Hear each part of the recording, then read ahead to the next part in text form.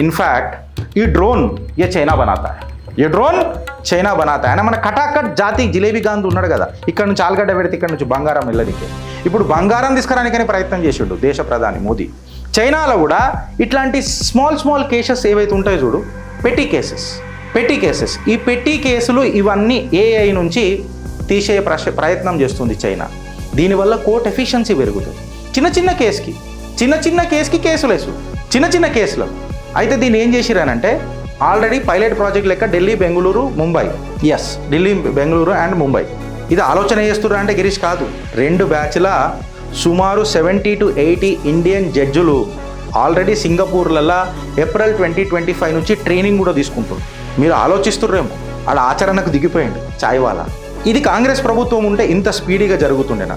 Just imagine చేయండి, సామాన్యులలాగా మీరు నేను అందరం సామాన్యులు. మన పబ్లిక్ గ్రీవెన్సెస్ ఏవైతే ఉన్నాయో అవి ఎంత స్పీడ్గా అడ్రస్ అయితే ఒకసారి చూడండి. ఇప్పటిదాకా చెప్పిన కదా, ఒక రైతు కేసు వేసుకుంటే లేకపోతే ఒక ల్యాండ్ డిస్ప్యూట్ ఇవ్వాలా నేను వేసుకుంటే అది తరతరాలుగా పోతుంది. ఎందుకంటే డిలే అనేది ఫ్యూయల్ని ఎప్పుడు మన కరప్షన్ ఎప్పుడు ఫ్యూయల్ చేసింది ఫ్రెండ్స్.